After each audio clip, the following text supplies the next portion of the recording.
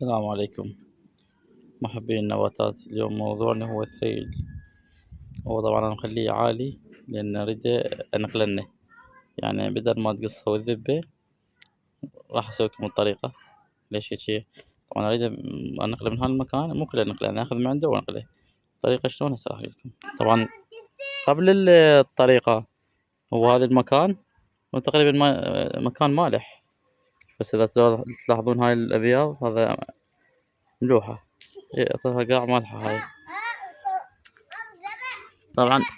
طبعا هاي إن شاء الله راح أزرعها ثيل. هسه شلون راح أزرعها؟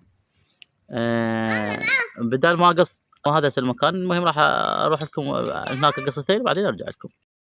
طبعا كلكم تدرون هذا الثيل من تقصونه تذبونه. هسه شلون أقصه هذا ذبني. طبعا أنا شو أسوي؟ راح أقصه ها هيك، وأنا مخليه طبعا عالي على مود قلت لك، قلت لكم نقلنا هناك. بس نجمع بعدين نحط هنا بهالصندوق، وبعدين نراويكم شلون نسوي الطريقة. هسه نقصه، طبعا نقصه كله بالمقص، مو كله يعني ناخذ معدة كم صندوق نحتاجه هناك، وبعدين نقصها كلها بالماكينة. نخلص ناخذ معدة، نريد طوال ناخذها.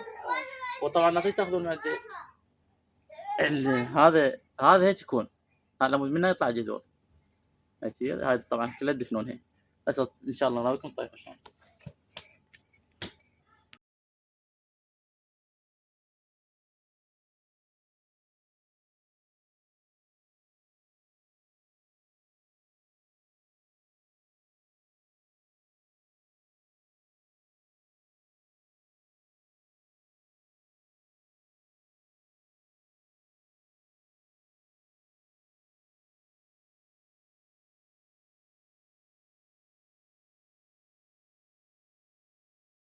طبعا بعد ما خلصنا ولو صار ديال المغرب بتخلصون هيك، انه تغطونه بسعف. اما هذا الثيل الناعم اللي تقصون مال الثيل تغطونه هسه هيك.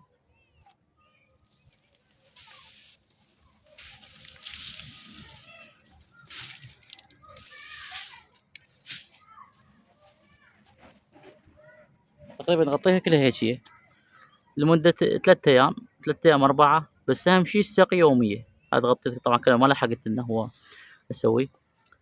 تغطونه كلها هيجية نفس هاي الطريقة، تغطونه بالثيل. أما بالسعف وحدة واحدة، لو السعف لو هاي الثيل ناعم على مود لا تلوح الجو، على مود لا تلوح أشعة الشمس. والسقي قلنا لو يعني السقي يومية، يومية تغرقه يومية لمدة 5 أيام تقريبا لما يجذر. وبالنهاية السلام ختام. طبعا هاي النتيجة بعد 10 أيام. طبعا تو شلت السعف عنه، اللي هو هذا السعف اللي ذكرتك بالمقطع البداية. وهاي النتيجة. طبعا هذا التكاثر أقلام الثيل، تكاثر أقلام مو قطع من مشتري تجيب وتقطعه صغار صغار وصل وتسوي توزع على القطعة.